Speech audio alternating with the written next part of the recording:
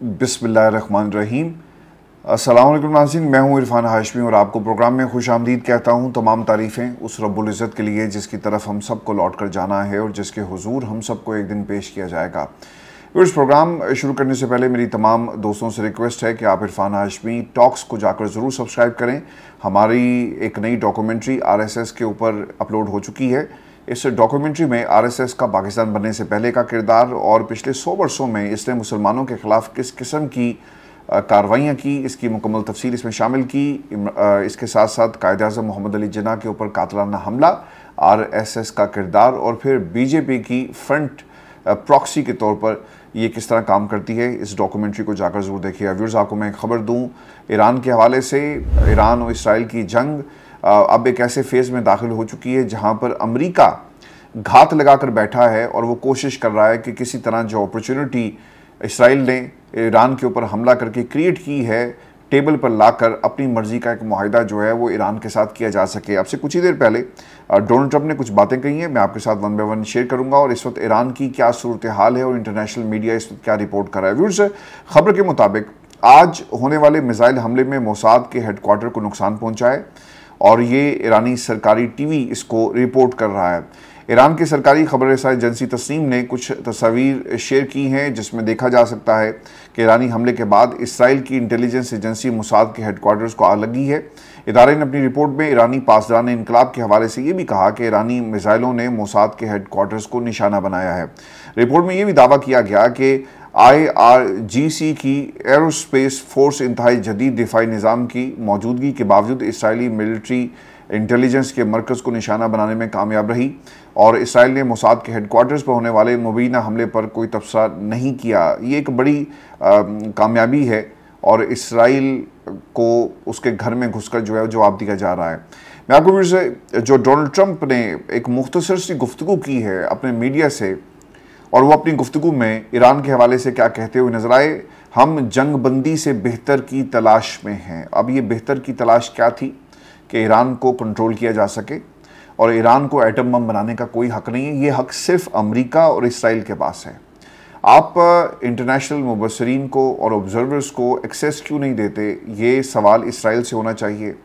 और जिस कागज़ के ऊपर आप दस्तखत करने की बार बार ईरान को फोर्स कर रहे हैं और इवन कि आपने ताकत का इस्तेमाल किया और पूरी दुनिया के बड़े बड़े ममालिक मिलकर ईरान को दबाना चाहते हैं, ये सवाल ईरान से क्यों होता है? ईरान को क्यों हक हासिल नहीं अपने दिफा का? और ये सवाल इसराइल की उस हुकूमत से होना चाहिए जो एक दहशतगर्द हुकूमत है, एक बदमाश हुकूमत है। इसराइल एक मौके की तलाश में है। वो ईरान के ऊपर बहुत पहले से हमला करना चाहता था लेकिन उसे ये मौका नहीं मिला। जब उसे मौका मिला तो उसने एक लम्हे को भी ज़ाया नहीं किया और ईरान के ऊपर हमला कर दिया। डोनाल्ड ट्रंप ने एयरफोर्स 1 में सहाफ़ियों से गुफ्तगू की है और फिर जो इसके अज़ाइम है इसराइल के इस हवाले से एक ईरानी सहाफ़ी जी अमनपुर क्रिस्टीना अमनपुर, उन्होंने क्या कहा ये भी मैं आपको बताता हूँ। लेकिन एयरफोर्स 1 के अंदर डोनाल्ड ट्रंप ने सहाफ़ियों से गुफ्तगू करते हुए ये कहा कि हम जंग बंदी नहीं चाहते बल्कि मुकम्मल तौर पर ख़ात्मा चाहते हैं। और इस ख़ात्मे का मतलब ये है कि जंग किस नुक्ते पर हम ख़त्म करेंगे और वो नुक्ता एक ही है कि ईरान को अपने जौहरी प्रोग्राम को मुकम्मल तौर पर लपेटना होगा और यही उनकी बका की बात है। अगर वो नहीं मानेंगे तो फिर मुख्तलिफ़ मुल्कों के अंदर इस वक्त जो अमेरिकन फोर्सेस हैं उनको डिप्लॉय किया जा रहा है, जहाज़ पहुंचा दिए गए, रीफ्यूलिंग और इसके साथ साथ हैवी जो आपका इक्विपमेंट है वो भी पहुंचाया गया और फैसिलिटेट किया जाएगा इसराइल को इस हमले के अंदर। और ऐन मुमकिन है कि अगर ईरान नहीं मानता, मुआहदे की बात नहीं होती, सफारतकारी नाकाम हो जाती है, तो ईरान के ख़िलाफ़ इस जंग में डोनाल्ड ट्रंप भी जो है वो कूद पड़े और वो ऐलान करे कि हम भी ईरान के ख़िलाफ़ जो है वो हमला जो इसराइल ने किया इसमें अब शामिल होंगे। मैं व्यूअर्स आपको जो आज सुबह के मनाजिर थे और अब से कुछ ही घंटे पहले जो ख़बरें रिपोर्ट हो रही हैं इसराइल में, ये भी मैं आपके साथ शेयर कर देता हूँ। मंगल की सुबह ईरान के ताज़ा हमलों के बाद इसराइल में तबाही के मनाजिर हैं और जो ख़बरें रिपोर्ट हुई, जो इमेजेस बाहर आए, इनके मुताबिक ईरान के मिसाइल हमलों के बाद मरकज़ी इसराइल से तबाही की तस्वीर मौसूल हुई। इसराइली फ़ौज का ये कहना है कि ईरान ने मुल्क पर 30 मिसाइल दागे। एक इसराइली एहलकार ने दावा किया कि इनमें से अक्सरियत को रोक लिया गया, ताहम कुछ मिसाइल ऐसे इलाकों में गिरे जहां आबादी नहीं थी। तल अवीव के शुमाल में वाक़या जो शहर है, फायर फाइटर्स आग में लिपटी बसों पर पानी डाल रहे हैं और करीब ही ज़मीन में एक गहरा गड्ढा भी आपको नज़र आएगा। ये तमाम फुटेजेस और आपको जो विजुअल्स हैं जो इंटरनेशनली रिलीज़ किए गए तल अवीव से, लेकिन बताया जाता है कि इससे कहीं ज़्यादा तबाही हुई है तल अवीव के अंदर और ये शहर अब रहने के काबिल नहीं है। अच्छा, आज एक और भी वीडियो शेयर की गई है और ये ईरान के मनाजिर हैं जी, जहाँ पर लोग तेहरान को छोड़कर दूसरे शहरों की तरफ नकल मकानी कर रहे हैं और इसमें सड़क के ऊपर हज़ारों की तादाद में गाड़ियाँ हैं और जो तेहरान के सोर्सेज हैं वो ये बताते हैं कि पूरा शहर जो है वो खाली महसूस हो रहा है, लोगों ने नकल मकानी की है और जो फ़िज़ाई हमले हो रहे हैं उसके बाद ये तमाम फ़ैसले जो हैं वो किए गए। जो सबसे इम्पोर्टेंट इसका एंगल है ना, वो ईरानी सहाफ़ी ने बताया कि ये इसराइल हमेशा से इस कोशिश में था कि ईरान के ऊपर हमला किया जाए और नेतन्याहू कई दहाइयों से ये कोशिश कर रहा है। बरतानवी निजात ईरानी सहाफ़ी क्या कहती हैं, वो कहती हैं जी कि क्रिस्टीना एमनपोर जो CNN की एक मेज़बान भी हैं, उनके नाम से एक प्रोग्राम भी CNN के ऊपर चलता है और उन्होंने दुनिया के बहुत सारे लीडर्स के इंटरव्यू भी किए। उन्होंने क्या कहा, उन्होंने बताया जी कि क्रिस्टीना अमान ने कहा कि नेतन्याहू को कभी भी डिप्लोमेसी पर यकीन नहीं था। ये बहुत ही अहम नुक्ता है। नेतन्याहू दुनिया के किसी भी मुल्क से बात करने के लिए तैयार नहीं है और ये ऐसे लोग हैं जो ताकत के बलबूते पर अपनी बात को मनवाना चाहते हैं और जो डॉक्टर इसरार की जितनी भी बातें थी, जो प्रेडिक्शंस थी, ऑब्वियसली ऑब्जर्वेशन का नतीजा है और जो कुछ दुनिया में हो रहा था उनकी असेसमेंट थी, आज एक असेसमेंट एक प्रेडिक्शन सच साबित हो रही है। और मस्जिद अक्सा के हवाले से कुछ दिन पहले इन्होंने एक वीडियो भी रिलीज़ की और इसे इसराइल के अंदर सर्कुलेट किया गया, उनके मीडिया के ऊपर इसको चलाया गया, जिसमें जो मस्जिद अक्सा है उसको शहीद किया गया। इन्होंने 3D मॉडल तैयार किया और उसके बाद वहाँ पर एक और नई तामीर जो है वो आपको करते हुए नज़र आते हैं। तो ये तमाम प्रेडिक्शन इससे पहले की गई। तो ये वो इनकी पॉलिसी है जो ताकत के बलबूते पर ये पूरी दुनिया पर मुसलत करना चाहते हैं और एक ग्रेटर इसराइल का जो ख्वाब देख रहे हैं, इसकी एक ये कड़ी आपको नज़र आएगी और डिप्लोमेसी का रास्ता ये इख्तियार नहीं करते। इसी चीज़ को एमनपोर ने भी जो है वो तफसील के साथ इसका अहाता किया है अपने इस इंटरव्यू में। फिर उन्होंने ये भी कहा कि हल निकालने के बजाय ये ताकत को इस्तेमाल करते हैं। खारजा पॉलिसी मामलात में ये नाकाम हो गए जिन्हें हल करने का उन्होंने वादा किया था और सदर ट्रंप के अलावा किसी ने नेतन्याहू को ईरान पर हमलों की इजाज़त नहीं दी।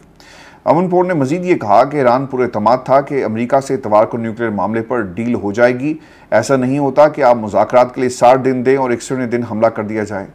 तो ये एक प्लानिंग थी अमेरिका की तरफ से, इसराइल की तरफ से, और वो दीवार से लगाकर यानी कॉम्प्रोमाइज़ पोजीशन में लाकर हमला करके और तबाही मचाकर ईरान से अपनी मर्ज़ी की डील करवाना चाहते थे। यानी इनकी अपनी टर्म्स होंगी और ईरान को किसी तरह फोर्स किया जाएगा कि वो इन तमाम बातों को तस्लीम करें और इसराइल की बात को माने। लेकिन गारंटी क्या होगी कि इसराइल आज के बाद क्या ईरान के ऊपर हमला नहीं करेगा और फिर ये हमला क्या पाकिस्तान के ऊपर नहीं होगा। मैं बार बार पाकिस्तान का जिक्र इसलिए करता हूँ कि ये हालात इसराइल जो इस वक्त ईरान में उसने क्रिएट किए हैं, क्या ये पाकिस्तान के ऊपर हालात क्रिएट नहीं किए जा सकते और हम कहाँ पर स्टैंड करते हैं। तो दुनिया किस तरह से रोकेगी। पाकिस्तान के अंदर भी सर ये एपिसोड हो सकता है ना। नेतन्याहू की मैं बार बार इस गुफ्तगू का हवाला दे रहा हूँ कि उसने अफगानिस्तान की मिसाल दी, तालिबान की मिसाल दी। अगर प्रॉक्सिस, चूँकि तालिबान भी तो किराए के कातिल ही है ना, इनका अपना कोई वजूद नहीं है।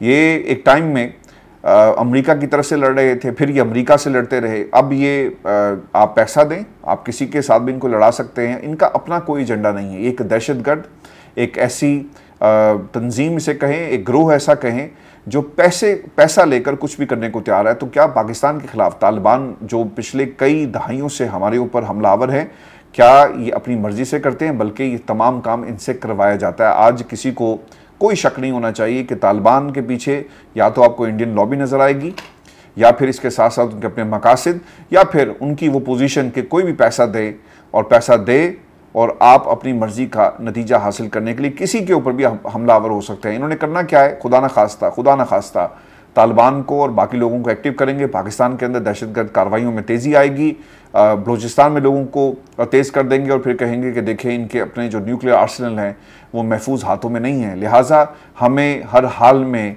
पाकिस्तान की हुकूमत को कॉम्प्रोमाइज़ पोजीशन में लाकर उनसे अपनी मर्जी के फैसले करवाने हैं। तो यहाँ पर आपकी लीडरशिप का रोल अहम हो जाएगा।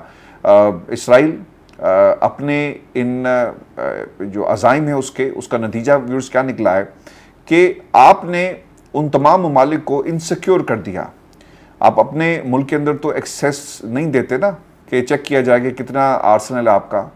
अमेरिका क्या एक्सेस देता है, बाकी लोग क्या एक्सेस देते हैं, वो आपको कभी भी एक्सेस नहीं देंगे कि किस किस्म के मोहलिक हथियार ये तैयार करें। ये डोनाल्ड ट्रंप के अल्फाज हैं, लेकिन जब आप इनसिक्योरिटी क्रिएट करते हैं तो छोटे मुल्कों की सोचना पड़ता है कि यार हमें अपने दिफा के लिए कुछ ना कुछ तो करना पड़ेगा। और आपने इन तमाम ममालिक को बिलखुसूस ईरान सोचने पर मजबूर कर दिया कि हमारी सिक्योरिटी का क्या होगा। इसराइल अगर ईरान के ऊपर हमला करता है या फिर किसी और मुल्क के ऊपर हमला करता है तो मुल्क अब ये सोच रहे हैं, मुख्तलिफ ममालिक ये सोच रहे हैं कि उन्हें अपनी सिक्योरिटी के लिए इक़दाम उठाने हैं, अपने डिफेंस को मजबूत करना है। और सबसे जो ख़तरनाक बात इसमें पता है क्या है कि दुनिया की जितनी भी सुपर पावर्स हैं वो मौलिक हथियार बनाते हैं, उनका डिफेंस सिस्टम किस नौइयत का है, और जितने भी छोटे छोटे ममालिक हैं इनको ये डिफेंस सिस्टम भी दिया जा रहा है, जहाज़ भी दिया जा रहा है। और अब पिछले कुछ अरसे से जब से इंडिया ने पाकिस्तान के ऊपर हमला किया ना, दुनिया में एक रेस शुरू हो गई है अपने दिफा को मजबूत बनाने की, महंगे से महंगे जहाज़ ख़रीदने की। और अब दुनिया एक वर्ल्ड वॉर 3 की तरफ बढ़ रही है। अगर जंग शुरू हो गई किसी एक मुल्क के अंदर और दूसरा मुल्क इसमें शामिल हो जाता है तो फिर आप इसे रोक नहीं सकेंगे। और ये वो ख़तरा है जो इसराइल की वजह से इस वक्त पूरी दुनिया को जो लाहक है, और इसराइल की वजह से ये पूरी दुनिया में आपको ख़तरा नज़र आएगा। मैं फिर आपको ख़बर ये भी दे दूँ कि ईरानी मीडिया ने पासदान इनकलाब इस्लामी के बयान का हवाला देते हुए खबर दी है कि ऑपरेशन वादा सादिक 3 के तहत चंद लम्हे कबल IRGC ने फ़ज़ाई हमलों की एक नई लहर शुरू की जो पहले से ज़्यादा ताकतवर और तबाहकुन थी। इसराइल के मुख्तलिफ हिस्सों में ज़ोरदार धमाकों की आवाज़ें सुनाई दी गई और मुल्क के वस्ती इलाके में एक मकाम पर हमले की तस्दीक हुई। यरूशलेम से मिलने वाली इतलात के मुताबिक मरकज़ी इसराइल में कम अज़ कम एक मिसाइल गिरने की तस्दीक हुई है। ये और भी रिपोर्ट्स इसके अंदर हैं और इन रिपोर्ट्स के मुताबिक एक और कमांडर शहीद होने की इतला है जी। अरब मीडिया के मुताबिक इसराइली फ़ौज ने खतमुल अंबिया के सेंट्रल हेडक्वार्टर के सरबराह अली शादमानी को शहीद करने का दावा किया है। और इसके अलावा अमेरिका जंग में बाकायदा शामिल। ट्रंप साहब ये कह रहे हैं कि इंसानों का ज़िया शर्म की बात है, ईरान किसी सूरत न्यूक्लियर हथियार हासिल नहीं कर सकता। सदर ट्रंप ने ईरानी शहरियों को खबरदार किया कि हर शख्स तेहरान को खाली कर दे। उसके बाद मैंने आपके साथ ये तमाम चीज़ें शेयर भी की हैं कि इस वक्त तेहरान के अंदर क्या मनाजिर हैं। व्यूअर्स, ट्रंप की सफारती कोशिशें भी जारी हैं। एक तरफ धमकियां मिल रही हैं, दूसरी तरफ कोशिशें वो कर रहे हैं और वाइट हाउस इंतज़ामिया को हिदायत की है कि वो ईरानी हुक्काम से जल्द अज जल्द मुलाकात का एहतमाम करें। और अमरीकी टीवी ने यह भी दावा किया कि सदर ट्रंप ने कौमी सलामती कौंसिल का हंगामी इजलास तलब कर लिया है और वो कनाडा का दौरा मुख्तसर करके इस इजलास की सदारत करेंगे जो कि वाइट हाउस के सिचुएशन रूम के अंदर जो है वो होगा। मैक्रोन का जी इस हवाले से बयान आया, वो ये कहते हैं कि फ्रांस के सदर एमेनुएल मैक्रोन ने कहा कि अमरीकी सदर डोनाल्ड ट्रंप ने G7 रहनुमाओं को ईरान इसराइल सीज़ फायर के लिए होने वाली बातचीत के बारे में बताया। ईरान वज़ीर ख़ारजा अब्बास अराक़ची ने 3 यूरोपीय हम मनसबों से गुफ्तगू करते हुए कहा कि जंग ईरान ने शुरू नहीं की और ना कि ईरान खून रेजी जारी रखने में दिलचस्पी रखता है। ईरान सफारतकारी के लिए संजीदा है, मुज़ाकरात की मेज़ कभी नहीं छोड़ी, मगर इस वक्त तेहरान का फोकस इसराइली जहारियत से निपटने का है। अब मैं आपको ये भी खबर दे दूँ, भारत की तरफ से जी एक ट्रैवल एडवाइजरी जारी कर दी गई है। ईरान इसराइली जंग के बायस भारत ने नई एडवाइजरी जारी की है और ईरान के दारुल हुकूमत तेहरान में मौजूद अपने शहरियों को शहर छोड़कर किसी महफूज मकाम पर जाने की हिदायत जो है वो जारी की गई। पाकिस्तानी जी तकरीबन 300 के करीब लोग जो वहाँ से निकाले गए हैं, जिनमें ज़ायरीन भी थे और स्टूडेंट्स भी हैं, जिन्हें बाहिफाजत पाकिस्तान पहुंचा दिया गया है। बॉर्डर्स खुले हुए हैं। और इसमें आपको एक खबर ये भी दे दूं, और ये खान साहब की जमानतों का केस है। खबर के मुताबिक हाई कोर्ट में आज कारकुनान को आने की इजाज़त नहीं दी गई और जिसका केस लाहौर हाई कोर्ट के अंदर लगा हुआ था सिर्फ उसी को अंदर आने की इजाज़त दी गई। और प्रोसिक्यूशन के दलाइल ये भी मैं आपके साथ शेयर कर देता हूँ। प्रोसिक्यूशन ने दलाइल देते हुए कहा कि जिस मीटिंग में ये साजिश तैयार की गई, मुबैना साजिश, वहाँ पर परवेज़ इलाही भी थे, जिन्होंने कहा कि खान साहब फ़िक्र ना करें, अदालत से ने पूछा कि क्या परवेज़ इलाही इन केसेस में गिरफ्तार हुए या जमानत करवाई। डीएसपी लीगल ने नफ़ी में सर हिलाया और कहा कि अभी तक उनके हवाले से अभी तफ्तीश मुकम्मल नहीं की गई।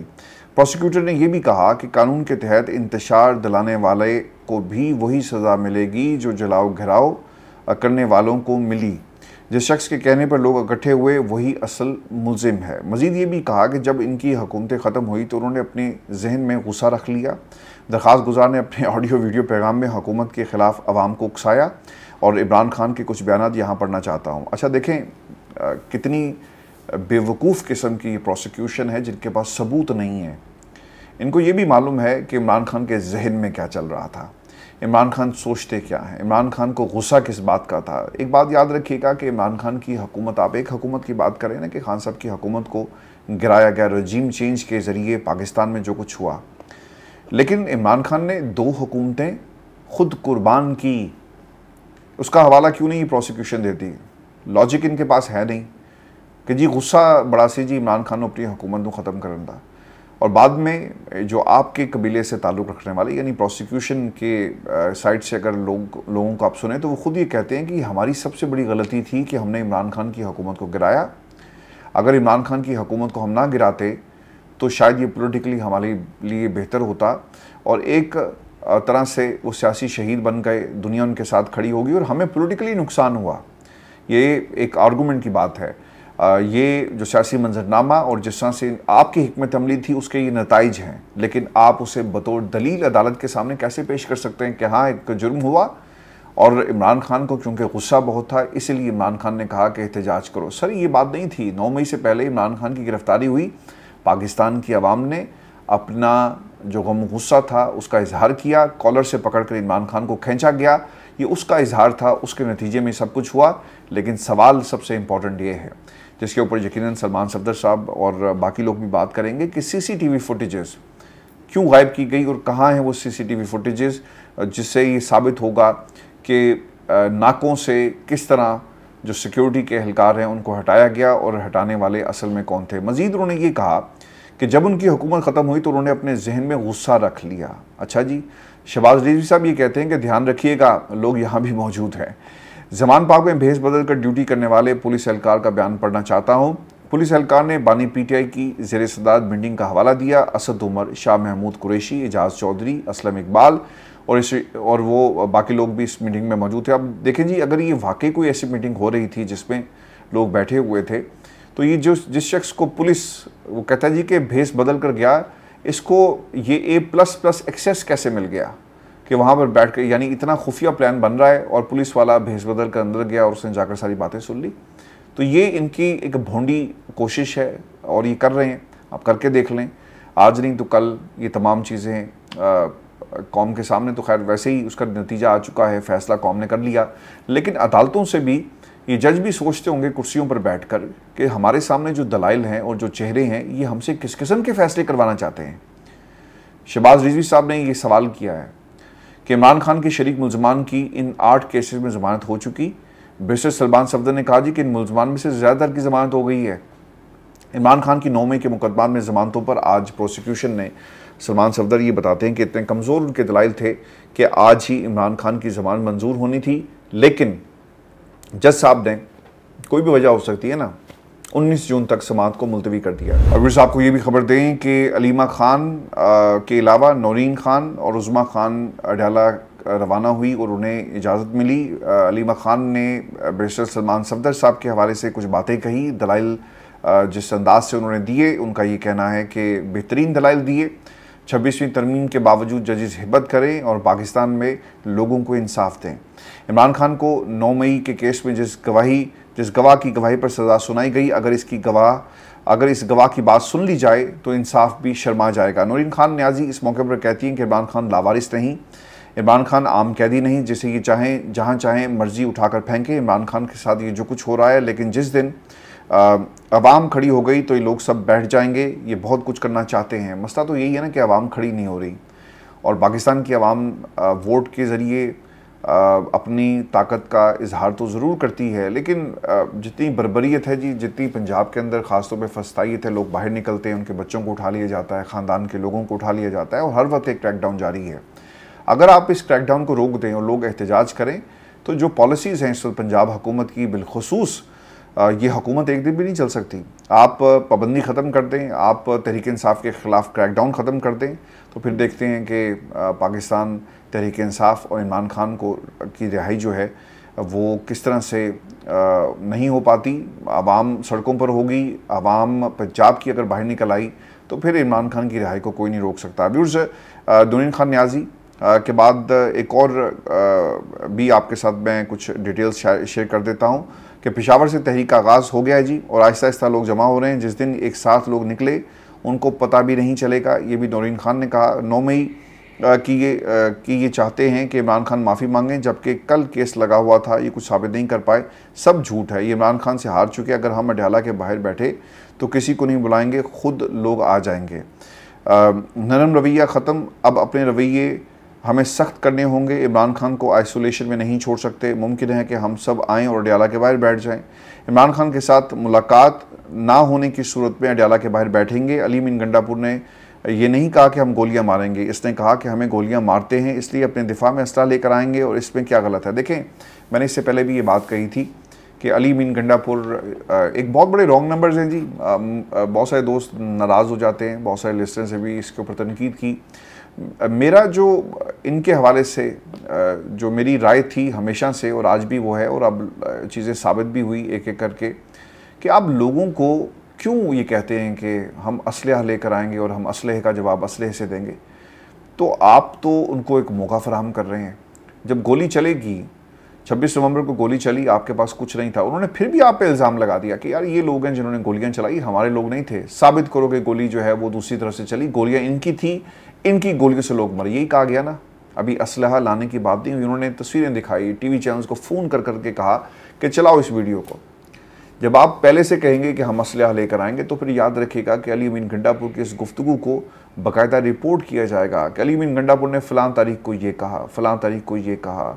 आप जितनी मर्जी सफाइयाँ दें, अली मीन गंडापुर ने इमरान रियाज से भी जी इस मौजू पर बात की है। मैं तो खैर काफ़ी दिनों से कर रहा हूँ। ये एक बरीक वारदात डाली गई है अली मीन गंडापुर की तरफ से, और ये इसका नुकसान पाकिस्तान तहरीक इंसाफ को होगा। अब इस आपको ये भी खबर दें कि जस्टिस अमीनुद्दीन और मखसूस नशिस्तों का ये केस है, और इस केस के अंदर असल में आज हुआ क्या है इसकी कुछ तफसीलात मैं आपके सामने रखता हूँ। आज कंक्लूजन था जी, और आखिरी रिमार्क्स थे, आखिरी दलाइल थे फैसल सदीकी साहब की तरफ से, और उन्हें क्या बातें कही हैं यकीनन ये हर पाकिस्तानी को सुननी चाहिए। जस्टिस अमीनुद्दीन की सरबराही में 11 रुकनी आइनी बेंच ने सुप्रीम कोर्ट में मखसूस नशिस्तों के मामले पर नज़रसानी केस की आज समाअत दोबारा की। फैसल सदीकी के दलाइल, PTI को अक्सरती फैसले में मखसूस नशिस्तें देने वाले जस्टिस मोहम्मद अली मज़हर को वकील फैसल सदीकी ने अपने ही फैसलों की याद दहानी कराई। जस्टिस मोहम्मद अली मज़हर ने सुन्नी इत्तेहाद कौंसिल के वकील से मुखातिब होकर कहा कि मौजूदा केस में बस एक ही सवाल है कि क्या आर्टिकल 187 यानी मुकम्मल इंसाफ के तहत इस पार्टी को रिलीफ दिया जा सकता है जो अदालत के सामने थी ही नहीं। फैसल सदीकी एडवोकेट ने कहा कि दुरुस्त है कि आप PTI सुप्रीम कोर्ट ना ही हाई कोर्ट के सामने थी। जस्टिस मज़हर ने सवाल किया कि कोई सुप्रीम कोर्ट के ऐसे नज़ीर मौजूद है कि जो फरीक अदालत के रूबरू ही मौजूद नहीं, इसे रिलीफ दिया जा सके। फैसल सदीकी ने कहा कि जी सर, नज़ीर मौजूद है और आपके अपने 2 फैसले हैं, आप खुद ही फैसले देते हैं और भूल जाते हैं। फैसल सदीकी यानी भुलक्कड़ जजेस। फैसल सदीकी ने कहा कि कायद-ए-आज़म मोहम्मद अली जिन्ना के मज़ार पर अगर 2 लोग कहें कि ये मेरा है, दूसरा कहे कि ये मेरा है, तो आप क्या कहेंगे कि हुकूमत पाकिस्तान हमारे सामने नहीं है, तो ये मज़ार हुकूमत पाकिस्तान का नहीं है। समाअत के दौरान जस्टिस मोहम्मद अली मज़हर को इलेक्शन कमीशन हुकाम को रोस्टर पर बुलाना पड़ गया। जस्टिस हसन अज़हर रिजवी ने कहा कि जो अक्सरती फैसले में PTI को हदायत की गई वो पूरी हुई। फैसल सदीकी एडवोकेट ने कहा कि तमाम मेंबरान ने अपने कवायफ और पार्टी वाबस्तगी जमा कराई। सवाल तो ये होना चाहिए कि इलेक्शन कमीशन ने सुप्रीम कोर्ट के फैसले पर अमल दरामद क्यों नहीं किया। इलेक्शन कमीशन यहाँ आकर धड़ल्ले से कहता है कि फैसले पर अमल दरामद भी नहीं करेंगे और नज़रसानी भी करेंगे। जस्टिस मोहम्मद अली मज़हर ने कहा कि इलेक्शन कमीशन ने 39 मेंबरान को नोटिफाई किया था, ये नज़रसानी केस तो बकिया 40 नशिस्तों पर है।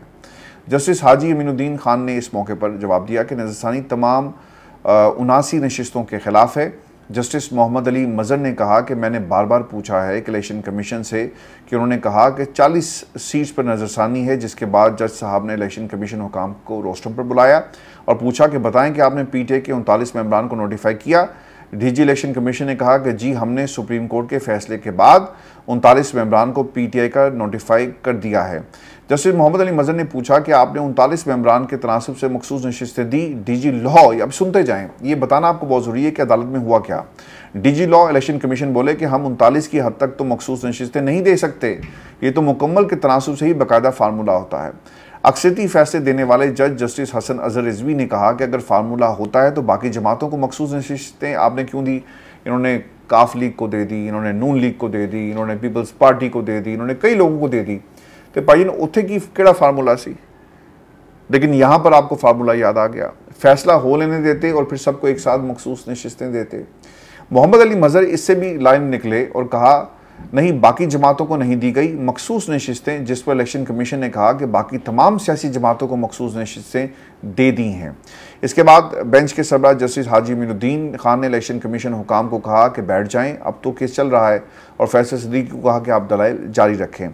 फैसल सिद्दीकी साहब ने इस मौके पर यह कहा कि पीटीआई के साथ ज्यादती हुई, सुप्रीम कोर्ट के फैसलों का कोई तो तकद्दुस होना चाहिए। जस्टिस हाशिम काकड़ ने कहा कि आप मुश्तइल ना हो। फैसल सिद्दीकी ने कहा कि केस क्या है, ये मसला नहीं, हार जाएंगे, बात सुप्रीम कोर्ट के वकार और मुस्तकबिल की है। बाप के लिए कानून अलग और बाकी जमातों के लिए अलग कानून।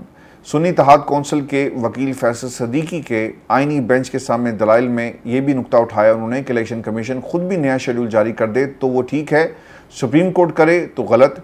2018 में इलेक्शन कमीशन ने बाप पार्टी के लिए शेड्यूल जारी किया, बाप पार्टी ने मखसूस नशिस्तों की फहरिस्त जमा नहीं कराई, तब भी मखसूस नशिस्तें उनको दी गई। जस्टिस जमाल मंदोखिल ने कहा कि बाप तो बाप होता है और कुछ दिन पहले फादर्स डे भी था। यानी बकवास करते हैं यार ये जजेस। मैं आई एम सॉरी, मैं ये वर्ड्स इस्तेमाल कर रहा हूँ कि इन्होंने पाकिस्तान के आइन को मजाक बना लिया है। और क्या मजाक बनाया, अब देखें अमीनुद्दीन साहब क्या कह रहे हैं कि आपकी भी गलती है कि पीटीआई फरीक क्यों नहीं बनी। फैसल सिद्दीकी का जी इसके जवाब ये था कि हम अपनी गलती मानते हैं, मगर हम आह भी करते हैं तो हो जाते हैं बदनाम, वो कत्ल भी करते हैं तो चर्चा नहीं होता। उन्होंने जमहूरियत का कत्ल कर दिया और उनको पूछने वाला कोई नहीं। हम वो मांग रहे हैं जो फातिमा जना 1960 के अशरे में मांग रही थी। अल्लाह का शुक्र है कि आज वो वाली अदालतें नहीं हैं। सर ये बहुत ही बदतर और ऐसी अदालतें हैं जो पाकिस्तान के अंदर जो उन्होंने हालात क्रिएट किए हैं वो आपके सामने। और ये क्या कर सकते हैं और आप क्या एक्सपेक्ट करते हैं, फैसला पूरी कौम को मालूम है। मैं भी एक डेवलपिंग स्टोरी आपको बता दूं। जब मैं ये प्रोग्राम रिकॉर्ड कर रहा हूँ आपसे कुछ ही लम्हे पहले एहतजाज की कॉल मौखर कर दी गई है जी। आलमी सूरत हाल के पेश नज़र इमरान खान की तरफ से 2 हफ्तों के लिए एहतजाज को मौखर किया गया। राइट स्ट्रेटजी है और ख़ित्ते के हालात कुछ इतने अच्छे नहीं हैं। यही स्ट्रेटजी पाकिस्तान तहरीक इंसाफ की होनी चाहिए थी। मैं इससे पहले भी कह चुका हूँ कि दुनिया के सर हालात बदल रहे हैं। बात लंबी हो जाएगी, माज़ा चाहता हूँ उसके लिए। दुनिया के हालात बदल रहे हैं, इस खित्ते के हालात बदल रहे हैं और इन हालात के अंदर इमरान खान का बाहर आना बहुत ज़रूरी है और ख़ान साहब को ये रास्ता बनाना है। अब ये रास्ता कैसे बनाएंगे ये ख़ान साहब ने ख़ुद फ़ैसला करना है। पाकिस्तान की आवाम आपके सामने इनके हालात हैं। पंजाब में क्या कुछ हो रहा है, लोगों ने बड़ा टिल लगाया, ज़ोर लगाया, लेकिन इतना ज़बरदस्त किस्म का क्रैकडाउन किया जाता है कि लोगों के बच्चों को उठा लें, बच्चों को आप सामने बिठाकर उनको मारें, बड़ों को मारें, तो फिर लोग क्या करेंगे। पाकिस्तान तहरीक इंसाफ का जी वोट बैंक है, ये आप उनसे नहीं छीन सके, लेकिन पाकिस्तान तहरीक ख़ान साहब का बाहर आना बहुत ज़रूरी है। जेल में बैठा हुआ इमरान खान किसी के काम का नहीं। हाँ, तारीख़ लिखी जा रही है, तारीख़ लिखी जा रही है कि एक लीडर आया, एक लीडर है, एक लीडर रहेगा और बाकी ये जितने भी लोग हैं ये एक्टिंग कर रहे हैं लीडर होने की, लेकिन बादशाह एक ही है और वो इमरान खान है। इस सियासत का अपना ख्याल रखिएगा। इजाज़त दीजिए, अल्लाह ने के बाद।